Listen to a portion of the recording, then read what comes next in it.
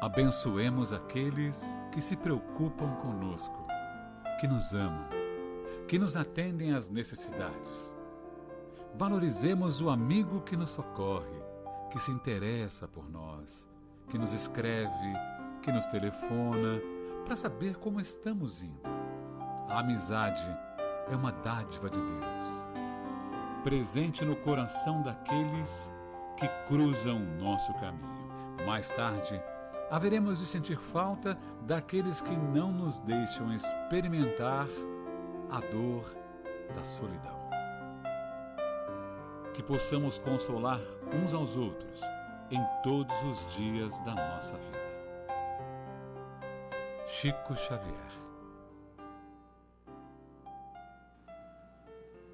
Olá, seja bem-vindo a mais um estudo reflexivo da obra O Consolador. Vossa presença muito nos honra, muito nos alegra. Esse programa é proporcionado pelo Centro Espírita de Caridade, Luiz Monteiro de Barros, e graças a você, que poderá nos auxiliar, auxiliando a doutrina dos Espíritos, clicando no YouTube em o joinha e fazendo observações, dando boa noite ou fazendo comentários sobre as questões aqui trazidas pelos benfeitores Emmanuel. Então tem aí o Facebook, o Instagram e o YouTube. No YouTube diz a equipe técnica aqui presente, onde queremos agradecer, em ordem alfabética, Ana, Lindmar e o Max, que se você deixar registrado, o algoritmo leva para mais pessoas. Hoje estamos com a bancada completa, os facilitadores da minha direita para a esquerda, Orígenes Caetano, José Nilson e o Wilson Trindade, onde juntos vamos estudar o tópico Ciências Aplicadas. Seja bem-vindo. Então, boa noite, nós vamos dar continuidade a partir da questão número 82. Então, fala Emmanuel. Os falsos julgamentos da história agravam a situação dos que se desprendem do mundo na qualidade de heróis sem que o sejam. As exéquias solenes, os necrológicos brilhantes, os pomposos adjetivos que se concedem aos mortos em troca do ouro da posição convencional que deixaram, afligem os que partiram pela morte, de maneira intraduzível. Penosa situação de angústia se estabelece para esses espíritos sofredores e perturbados, que se envergonham de si mesmos, experimentando a mais funda repugnância pelas homenagens recebidas. Cessada essa fase do julgamento insincero do mundo, frequentemente se poderá observar a incoerência dos homens. O antigo herói volta ao orbe com as vestes do mendigo ou do proletário rude, aprendendo nas lágrimas silenciosas a compor os cânticos do dever e do trabalho santificantes. Todavia, ninguém o vê, porque na história do mundo, em todos os tempos, o homem sempre incensou a tirania e raramente fixou o olhar inquieto na flor carinhosa e humilde da virtude. Então, e aí? Eu observando essa leitura, eu acho que isso é muito do ser humano ainda, né? A gente tem aquela propensão sempre a enaltecer ou a valorizar, a supervalorizar uma pessoa, quando é, por exemplo, aí no caso de fazer o bem, né? E aí você acaba até santificando, né? O Chico Xavier falava assim, as pessoas, mas você é um santo. Eu falava, não, eu não sou santo, vocês que dizem que eu sou. Porque na realidade, quando a gente se depara com a realidade espiritual e nos vemos, aí você vai ver que não corresponde àquilo, né? No Evangelho segundo o Espiritismo, a rainha Elizabeth da França, ela também, quando ela desencarna e chega no mundo espiritual, ela vai ser recebida por pessoas que eram súditos dela, assim, e estavam numa condição muito melhor. Mas vale a pena a gente ter um reconhecimento, não tenho nem dúvidas, no mundo espiritual, do que no mundo físico. Porque no mundo físico as coisas são temporárias, passageiras e ilusórias, né? Então devemos tomar muito cuidado quando nós santificamos alguém, ou então quando alguém nos santifica e nós acreditamos que isso seja verdadeiro. Porque quando você se depara com a sua realidade espiritual, é um grande problema. Aí é a verdade. E diante da verdade, meu filho, então a gente tem que ficar calado por conta se estivermos ainda nos erros. Então, devemos tomar muito cuidado, saber que todos nós estamos em experiências necessárias para o nosso crescimento. Então, muito cuidado quando a gente elogia, né, ou santifica alguém, porque há um sofrimento posterior a isso e que não vai corresponder àquilo que ele recebeu na Terra, àquilo que ele vai vivenciar no mundo espiritual. Então, eu acho que devemos ter muito cuidado com isso. O livro nosso lá até mostra isso, né? Que o Silveira, aquela pessoa a qual o pai do André Luiz foi meio deselegante, o André Luiz também entrou na conta do André Luiz, porque, usando o termo moderno, colocou lenha na fogueira, né? Em vez de perdoar a dívida, incentivou o pai. O Silveira agradeceu ao pai do André Luiz porque desenvolveu virtudes, enquanto que o pai, infelizmente preso nas questões monetárias, estava no umbral. Então, você vê, o André Luiz cresceu tanto por fora intelectualmente que às vezes esqueceu de desenvolver suas virtudes. Então, ele quis mostrar isso. E o Emmanuel termina o texto falando: olha a importância de desenvolver virtudes, né? E a virtude quem nos dá são as leis divinas, a nossa consciência. Não é o aplauso do mundo, é algo muito mais profundo, né? Com certeza os espíritos devem sofrer muito quando aqui está cheio de homenagem. Vamos pegar um exemplo recente nosso. O Fidel Castro. Fidel Castro foi chefe de uma nação, quase 60 anos como chefe, depois ficou o irmão dele dirigindo. E ele, quando desencarnou, ficou 9 dias aquele corpo rodando na ilha, o povo fazendo as maiores homenagens. Será que do outro lado ele estava recebendo as mesmas homenagens? Porque, infelizmente, nós sabemos, aí não é invenção, sabemos que ele matou muita gente. Ele mesmo falava do paredão, ele mesmo, paredão, como ele falava lá, matou muita gente. Tem fotografias, filme mostrando isso. Será que quando ele passou para o outro lado, ele estava sendo homenageado igual estava aqui? E às vezes o sujeito está morto de vergonha. Deve ter espírito que o sujeito está nomeando, está botando lá uma praça, uma escola no nome dele, e ele tem nada a ver com com isso. vergonha daquelas homenagens que estão fazendo para ele. Deve ter muita gente. Então, realmente, o maior homenageado é quem foi homenageado pelo mundo espiritual. Este porque quem é recebido em festa no mundo espiritual, às vezes é totalmente desconhecido aqui no nosso meio. Se a gente for lembrar do livro Libertação, né, do Papa Gregório lá, que se baseia a história, a gente sabe que dentro da Igreja Católica, os papas são o supra-sumo, né, são os mais reverenciados e respeitados, né? No entanto, às vezes por escolhas e atitudes equivocadas e até mesmo pela vaidade do reverenciamento que eles recebem uma vida inteira, acaba transitando aí nos comportamentos, né? E a gente vê então nesse livro Libertação exatamente isso daí. Um papa que chega do outro lado e acaba como o senhor das trevas lá, porque pelo seu comportamento, né, pelas suas escolhas egóicas que ele viveu aqui como encarnado. E um exemplo contrário disso a gente tem do benfeitor Bezerra de Menezes, né? Quando acorda lá no outro lado, no mundo espiritual, e ele é conduzido ali à sacada para escutar o que era a turba, o barulho, que ele pergunta quem eram aquelas pessoas, e ela fala para ele que eram as pessoas que ele tinha auxiliado durante toda a sua vida. Então é isso mesmo, quando às vezes a gente se deixa levar pela vaidade de reconhecimento, de elogios, a gente tem que tomar muito cuidado com isso para a gente não acabar tropeçando aí no orgulho, na vaidade, no egoísmo, né? Vamos seguir? Vamos lá, questão número 83 agora. É o historiador responsável pelos juízos falsos da história? Resposta: considerando-se que cada espírito encarnado tem sua tarefa especial nesse ou naquele setor evolutivo, os historiadores que se deixam mergulhar no interesse econômico das sinecturas políticas, embriagados pelo vinho da mediocridade, responderão além túmulo pela exploração comercial da inteligência que hajam praticado na terra, adulterando a justiça e o direito, evitando a verdade, ou fornecendo mentiras ao espírito confiante dos pósteros. O que a gente estava conversando um pouquinho antes disso, né, a respeito de algumas biografias, que às vezes as pessoas incluem até ideias próprias, ou ideias equivocadas, ou até hipóteses que possam vir a macular a imagem daquela personalidade que desencarnou. Então ele fala aqui da responsabilidade muito grande, né, que cada um de nós encarnados tem uma função básica dentro da sociedade. Aqui especificamente ele está falando do historiador, né, na pergunta.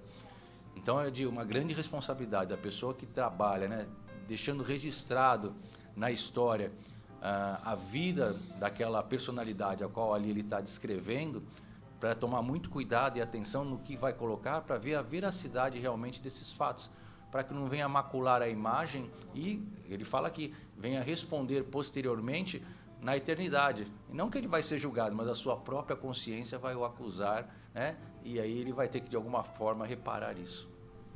E na história do Espiritismo tem um pinga-fogo quando o Chico Xavier dá esse detalhe, né? Ao receber a obra Paulo Estevão, ele torcia para alguns personagens e o benfeitor conseguia anular essa influência do médium, mostrando isso, né? Claro, ele estava torcendo algo para o bem, mas evidentemente ele sabia que ele não poderia interferir. Então veja a responsabilidade de quem também é da área mediúnica, né? Num relato, para justamente ser amoroso perante o relato do espírito. Acho que está bem claro aí que o senhor quer falar. Não, pode falar. Não. A gente vê, você falou do Espiritismo, um exemplo de uma figura que foi muito conhecida no meio científico, não muito longe, que foi o William Crook. O William Crook, ele inglês, ele ganhou o prêmio Nobel, ele era um físico consagrado de física, mas também ele conhecia muita química. Ele descobriu um elemento químico, acho que o talho foi ele que descobriu. Então você pega um sujeito desse, era consagrado. Quando ele começou a fazer pesquisa sobre o espiritismo, houve um grande destaque no trabalho dele, porque achava que ele ia destruir o espiritismo, que ele era um cientista. Quando ele mostra o contrário, fizeram tudo uma conspiração do silêncio para ele. Nenhum livro mais de história, de ciência, citava mais ele. Não citava, ele não foi citado. Mas adiantou fazer isto? Você vê, ele foi... Quando o Dr.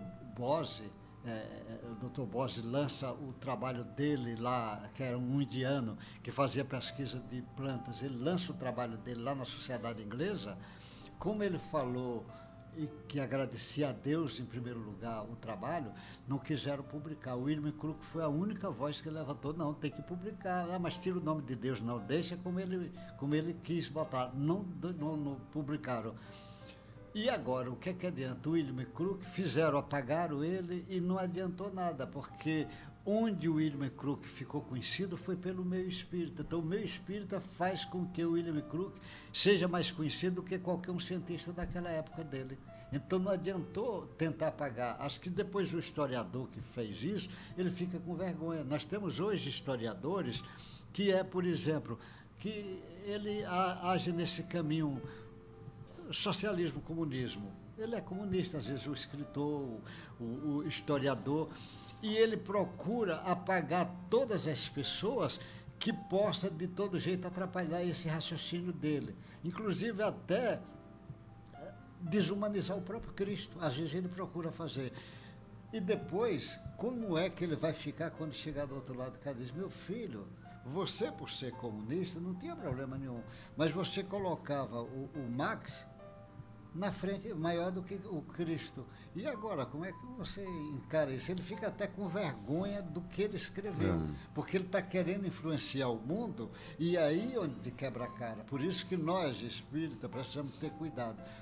Quer exercer alguma influência, dá destaque para o trabalho de Kardec e para o trabalho do Cristo. Por quê?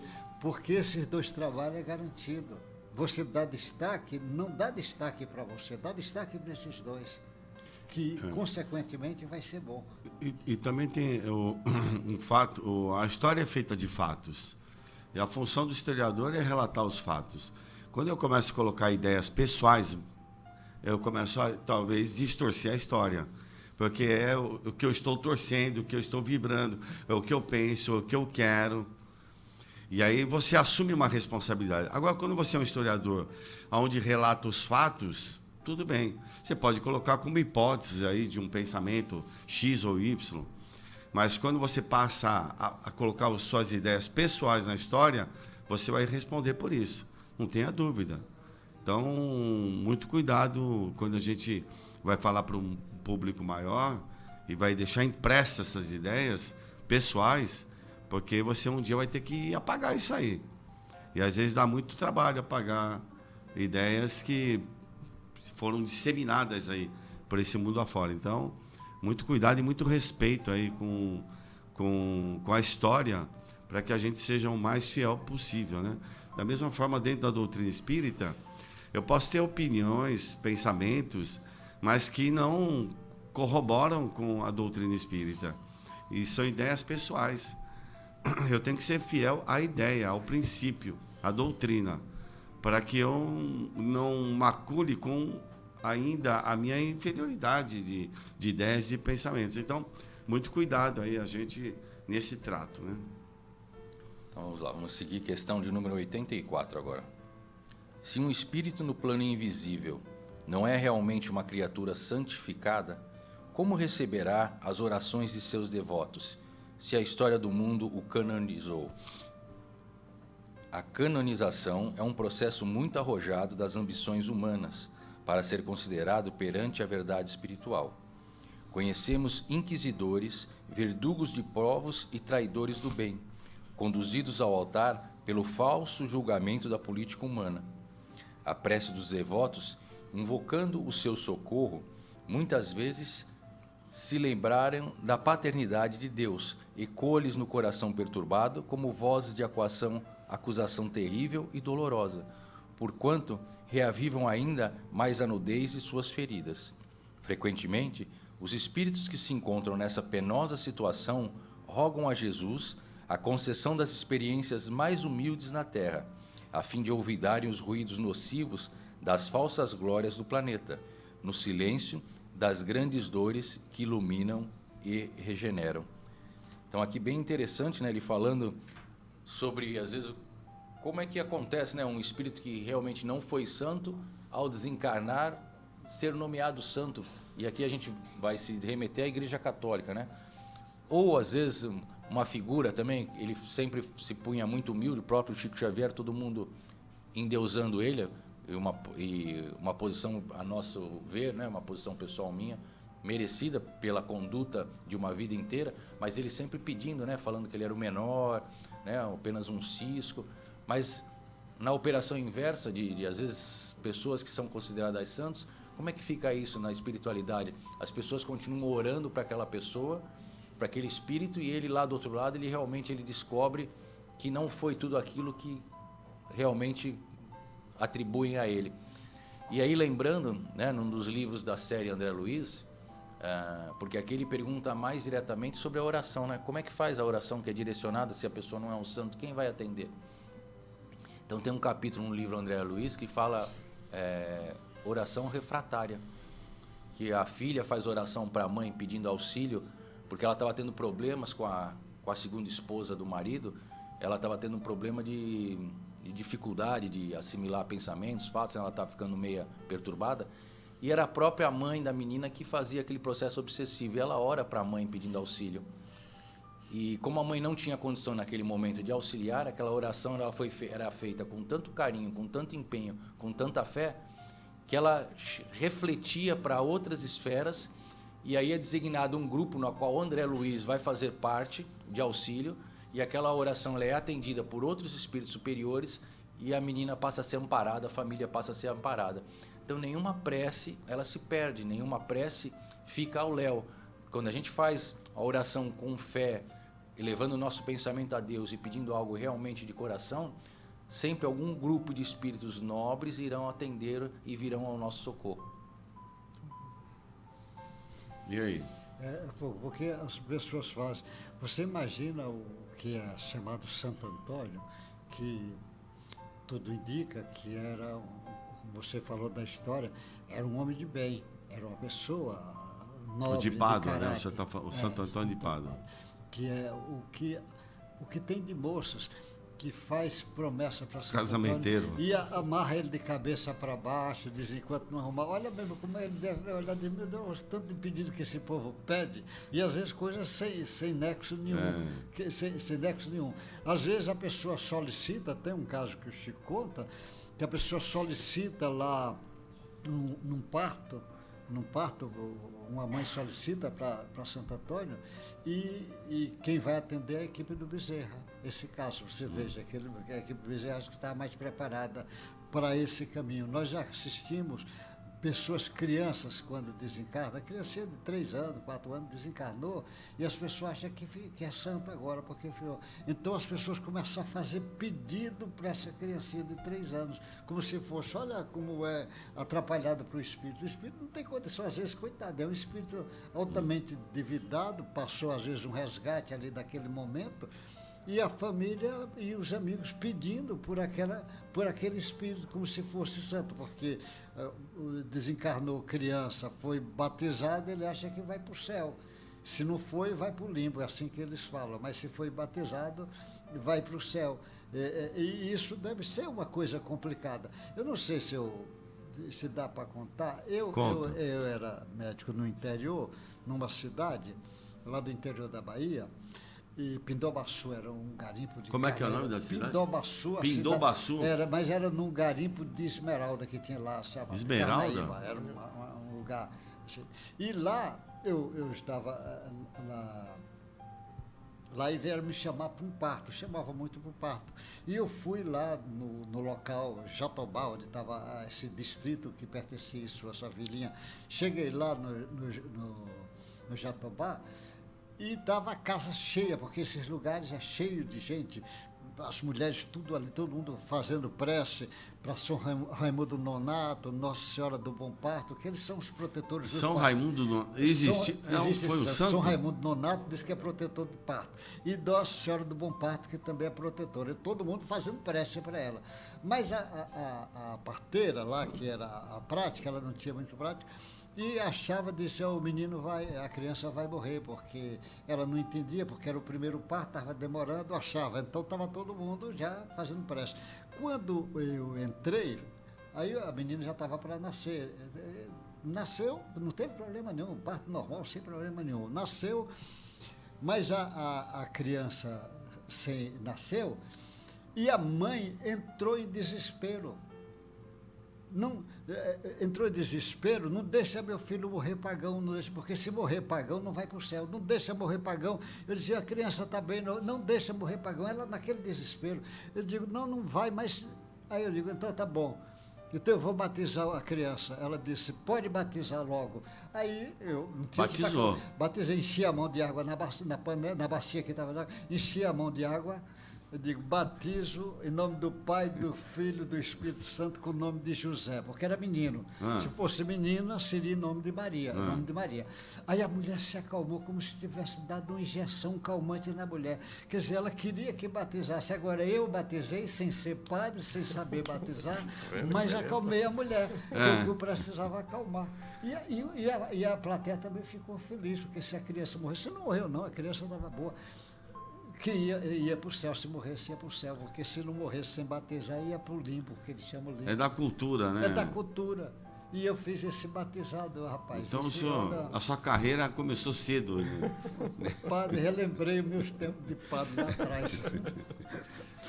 Mas, sem dúvida alguma, as pessoas nesse momento viram no José Nilson alguém com esse poder, né? E enxergaram isso, né? Não cultivaram isso porque não tiveram oportunidade, né, de vivenciar com o senhor. Mas, assim, você vê como é que é interessante isso. Agora, eu vejo assim, o cara que recebe uma premiação do qual não é merecedor, a hora que toma consciência, um atleta ganhou uma medalha que não merecia, né? Tem aquele lance lá do atleta que errou o caminho, estava indo para outro caminho, estava em primeiro, aí veio o segundo, colocou ele no caminho, o espanhol, né? E aí ele deu a premiação. Então, assim, o mérito, ele é importante, né? Quando não tem o demérito aí a pessoa fala assim, é melhor eu então voltar a treinar para ganhar essa medalha.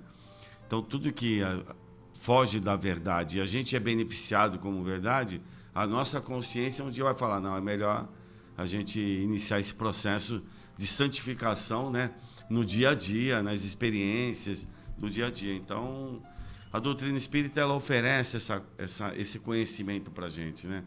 dizendo, olha, vocês formaram aí muito simplesinho, ignorante de tudo, e está hoje essa beleza aí de seres que estão caminhando pelo universo.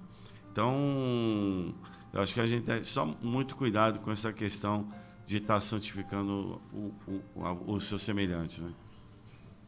Então vamos lá, questão 85. Agora ele dá uma mudada, apesar de ser sequencial, ele muda aqui um pouco o tema. Então ele fala assim: as primeiras formas planetárias obedeceram a um molde especial pré-existente. Jesus foi o divino escultor da obra geológica do planeta. Junto de seus prepostos, iluminou a sombra dos princípios com os eflúvios sublimados do seu amor, que saturaram todas as substâncias do mundo em formação.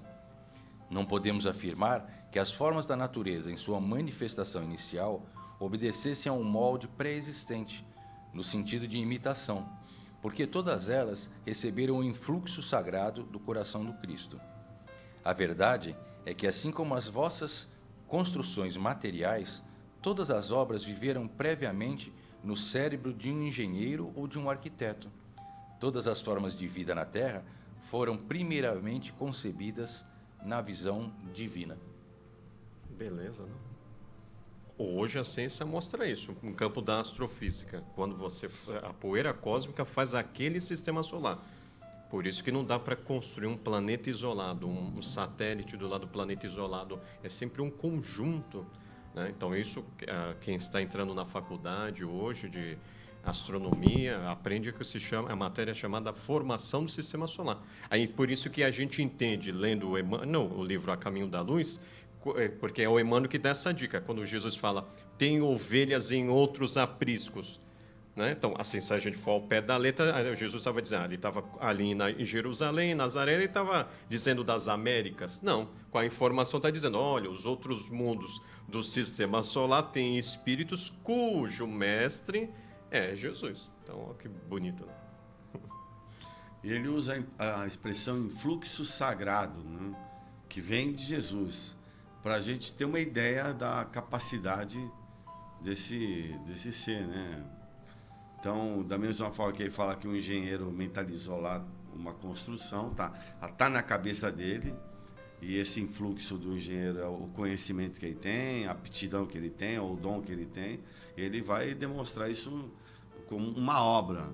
E a obra de Jesus é só essa obra aqui, o sistema solar, né? Para a gente ter isso, né? A capacidade, a evolução, a que ponto chega, né, de poder construir um sistema solar que a gente está longe ainda, né? Pelo menos hoje já desvendou tanta coisa, mas é tudo tão perfeito, né? E cada dia, acho que dentro da astrofísica, aí você tem novidades, né, acontecendo. Quer dizer, descobertas vão acontecendo porque você vai melhorando a sua capacidade cognitiva, melhorando os aparelhos e assim por diante, né? Então, é um influxo sagrado, né? Qual é o nosso influxo sagrado hoje de criação, né? Para a nossa transformação, para a nossa mudança. Aí que fica a nossa batalha do dia a dia, né? De colocar isso nas nossas obras, aí que o verdadeiro espírito cristão é aquele que é reconhecido pelas suas obras, né? E a maior obra é a de transformação da pessoa, de mudanças, né? E se a gente for comparar, nas devidas proporções, a criança, quando é perguntada, o que você quer ser quando crescer? Eu quero ser bombeiro, eu quero ser engenheiro, eu quero ser médico. Ela já está idealizando, né, formando na sua forma pensamento a profissão que ela almeja. Então já vai elaborando. Quando você mora numa casa e almeja fazer uma reforma, melhorar o ambiente da cozinha, trocar uma parede do lugar, né, você já vai idealizando antes da construção. E é o que ele fala aqui, né, do influxo, da força do pensamento da gente para a idealização de nossos projetos. Então daí a importância, a gente tem que entender isso também, da importância para a nossa saúde do corpo físico, os nossos pensamentos, as nossas atitudes que vão refletir diretamente no meu estado de harmonia física e espiritual. Então para a gente tomar cuidado com os nossos pensamentos, porque o pensamento é matéria, o pensamento ele vai idealizar. Eu penso muito em determinada matéria, eu penso muito em determinado tema, eu atraio aquilo para mim E por estar ali materializando aquelas formas de pensamento ao meu redor, eu estou atraindo espíritos que usam da mesma atração, né, dos mesmos pensamentos, das mesmas formas agradáveis para eles, e vou formando uma grande egrégora que aquilo ali vai ser fortalecido. Então daí a importância, quando ele fala aqui que Jesus, através do influxo dos seus pensamentos, deu origem a tudo isso, onde a gente tem isso bem relatado, como falou bem o nosso D'Alessandro aqui, no livro A Caminho da Luz, está bem descrito essa criação aí da gênese dos planetas, né? Sobre tudo foi criado e pensado da melhor forma para que pudesse ser atendido aos espíritos que aqui viessem encarnar, as formas, aos princípios inteligentes para a sua evolução. Assim também somos nós ao idealizar projetos futuros para nós. A gente vai pensando e aos poucos vai idealizando. Você vê como ele chama a atenção aí nesse livro e vai reforçar o que o D'Alessandro falou no Caminho da Luz, que é outro livro do Chico Xavier, Psicografia do Emmanuel. Ele dizendo que Jesus está com o seu fluxo de energia ali. Então é como se o magnetismo de Jesus está influenciando toda a matéria que vai dar origem a tudo nesse planeta, mas a todos os seres viventes tem o magnetismo de Jesus. Então, realmente, não só todos os seres viventes têm o magnetismo de Jesus, como também o planeta inteiro, esses fenômenos da natureza todo tem o magnetismo de Jesus. Lógico, o magnetismo de Jesus e a criação desse princípio material e princípio espiritual lá de Deus. Só que Jesus é como se ele deixasse aquela marca. E aquele magnetismo de Jesus vai influenciar em tudo. Por isso que Jesus diz, quando 2 ou mais pessoas estiverem reunidas em meu nome, estarei presente, através da força magnética do Cristo, ele estará presente. Então, esse espírito que está todo envolvido, imagine como nós estamos falando, este historiador vem com a sabedoria dele, às vezes o conhecimento dele é equivocado, ele faz até escreve que Jesus nem existiu, é uma criação do homem. Olha o que ele está criando para ele mesmo, para depois desfazer esse trabalho que ele mesmo está criando. Muitos grandes escritores, muitos grandes historiadores escreveram e ainda escrevem. Tem gente querendo escrever. Como tem pessoas, às vezes, querendo escrever a infância de Jesus, que base é que ele tem? E às vezes em cima da criação dele. Ele cria. Aí veja, os caras tem um livro que é famoso, Jesus viveu dos 13 aos 30 anos com os essênios, aprendeu com os essênios. Ele pode ter até convivido com isso, mas quem é que vai ensinar Jesus? Jesus sabia mais do que qualquer um aqui. Quem é que vai ensinar para Jesus? E o camarada escreve isto, e isto vira uma verdade na cabeça de muita gente. Tem bastante pessoas que acreditam que Jesus aprendeu com os essênios. Quer dizer, ele sabia mais do que os caras. Como é que os caras iam ensinar para ele? É preciso ter cuidado com o que você escreve. Um historiador, o Emmanuel conta, você escreve, por exemplo, descreve monstros, que tem monstro que pega vida aqui. Quando passa para o outro lado, diz que ele chega a encontrar esses monstros que ele mesmo criou. Ele criou e passa para o outro lado, encontra esses monstros que ele criou aqui. A doutora Irvênia, no livro dela, que ela fala sobre os animais, e ela fala, quando questionada sobre a existência de animais no plano espiritual, ela traz 4 teorias, né, na posição. E uma delas são as formas, pensamentos idealizadas pelos espíritos encarnados e desencarnados que acabam se materializando lá no plano. E ela fala exatamente sobre isso, que às vezes espíritos que acabam indo para regiões umbralinas, os espíritos que dominam aquela região se utilizam das remanescências de memória, e ela traz o exemplo, por exemplo, de uma senhora que vivia na igreja evangélica e que o pastor vivia falando do inferno e de uma figura satânica de chifres, de formas animanescas, e aí esses senhores das trevas se utilizavam dessa própria forma, pensamento, para materializar e atormentar aquela senhora no umbral. Ela traz isso daí para nós. Tem mais alguma aí, Luiz? Sim, vamos lá.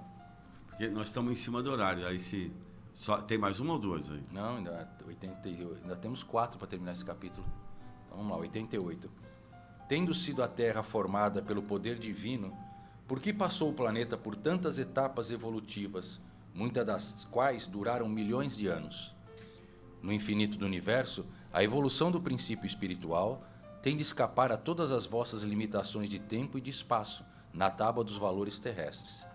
As aquisições de cada indivíduo resultam da lei de esforço próprio no caminho ilimitado da criação, destacando-se daí as mais diversas posições evolutivas das criaturas e compreendendo-se que tempo e espaços são laboratórios divinos, onde todos os princípios da vida são submetidos às experiências do aperfeiçoamento, de modo que cada um deva a si mesmo todas as realizações no dia de aquisição dos mais altos valores da vida.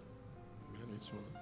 Então ele está dando a dica da importância. O tempo não existe, né? Einstein já vai mostrar isso aí, que uma partícula que está lá na estrela Sol, ela quando passa e chega aqui na Terra, já não existe mais, embora chega no laboratório e dá para fazer cálculo. Então por isso que ele vai mostrar que há algo absoluto no universo, que as pessoas falam equivocadamente. A teoria da relatividade, tudo é relativo, não. O tema é sobre eletromagnetismo e a teoria do absoluto. Ele estava atrás dos absolutos, e o absoluto, no caso, é a luz. Então, por isso que ele vai trabalhar muito com luz. Então, o Emmanuel está dando a dica aí da lei da evolução, né? Então, a gente precisa respeitar vamos dizer, uma lei divina, a lei da evolução. Você vê nesse tempo, como ele diz, a coisa no calendário nosso, terrestre. E nós temos, ele diz assim, mas tanto tempo demorou. Vamos imaginar, por exemplo, pega o sistema comunista. Instalou lá na Rússia, no ano 17, 2019, foi 1917. Aí diz, demorou quase 100 anos para desaparecer, não chegou nem 100 anos. O cara diz, demorou muito. Mas 100 anos nosso, às vezes em termos espiritual, não significa quase nada. Mas foi um grande aprendizado para a humanidade inteira, inclusive para o povo lá. Você veja como é muito interessante esse aprendizado. É grande aprendizado. A gente olha assim, o Brasil tem 200 anos da independência. Quer dizer, 200 anos no mundo espiritual, isso não é nada, mas foi grande aprendizado. Mas depois da independência já veio a República. Olha que grande aprendizado. E nós estamos num aprendizado constante. Isso é complicado, esse aprendizado constante, que nós precisamos de saber o seguinte, nós precisamos saber para onde vai. Como a nossa capacidade é pequena, temos que mirar de novo no Cristo, que esse sabe para onde tem que ir. Então, aí, a gente vê Jesus com essa participação toda e chamando a atenção. A ideia do homem aqui, mas a Terra tem 4,5 bilhões de anos. 4,5 bilhões de anos, e tem gente que quer descrever a Terra há 1 bilhão de anos, dizer como os fatos estão acontecendo, como se ele soubesse. E às vezes põe aquilo como verdade e o povo vai dizendo. E aí que complica tudo para nós. Vamos lá então, Wilson? Vamos tentar mais uma? 87. De onde foram tirados os elementos para a formação da Terra? Sabemos que a aglutinação molecular, bem como o motor transcendente do mundo, obedeceram ao sopro gerador da vida, oriundo do Todo-Poderoso e lançado sobre o infinito da criação universal. Contudo, nos achamos ainda na situação do aluno que encontrou a escola já edificada. Nos cabe louvar e buscar, pelo trabalho e pelo aperfeiçoamento, o seu divino autor. Bonito, né? Quer falar alguma coisa aí? Então ele está chamando a atenção que o Criador é que fez assim as partículas, né? O que tem no universo foi ele que criou. Os espíritos de alta envergadura são co-criadores. Então eles pegam essas e combinam, né? Então por isso ele fez a analogia antes do engenheiro, do arquiteto. Então quem cria é o Pai. Os demais são co-criadores, né? Que são os espíritos puros, né? Que são aqueles que podem já ver a Deus. Bem-aventurados puros de coração, porque eles verão a Deus. Ele dá o exemplo da escola. O menino vai para a escola, fica empolgado quando está aprendendo, só que essa escola foi feita já há 200 anos atrás. Se não fosse aqueles lá de trás, de 200 anos atrás, já teria. Mas a escola obedeceu coisas ainda mais atrás ainda. E o camarada às vezes se empolga ali com aquele momento, que diz, mas tem 200 anos aqui essa história dessa escola. E o camarada nem para refletir, pensa que é ali que que a verdade que está ali em cima disso. É muito sabedoria que esse Emmanuel traz para nós. Eu chamo a atenção para ter um pouco de humildade, né? Você chega, tá tudo pronto, pô. Você vai só usar, né? Agora usa bem. O problema é que a gente não está usando bem, né? Estamos chegando num extremo aí de mau uso da natureza, que hoje a gente precisa fazer alguns apelos aí, né? Deixar de fazer uma coisa para poder beneficiar a natureza. Assim. Então, é o mau uso porque a gente ainda não conhece talvez o construtor dessa casa, né? A hora que conhecer o construtor vai saber que ele só faz coisa boa e que essa coisa boa depende da gente em preservá-la, né? E louvá-la, né?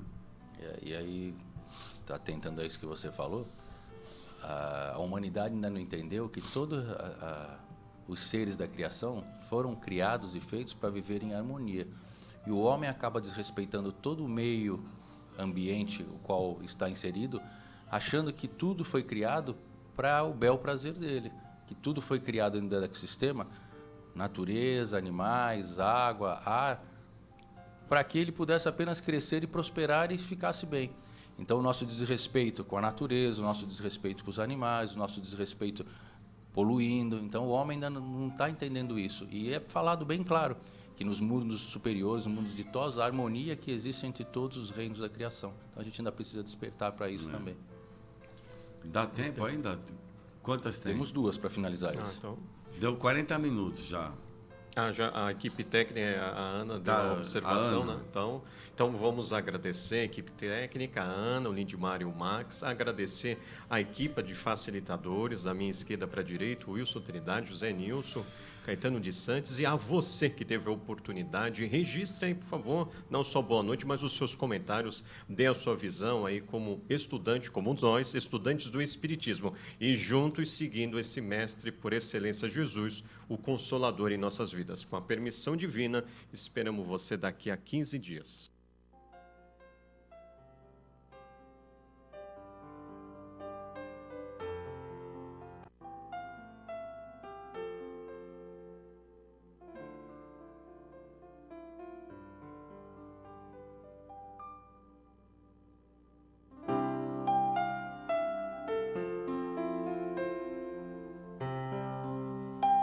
Abençoemos aqueles que se preocupam conosco, que nos amam, que nos atendem às necessidades.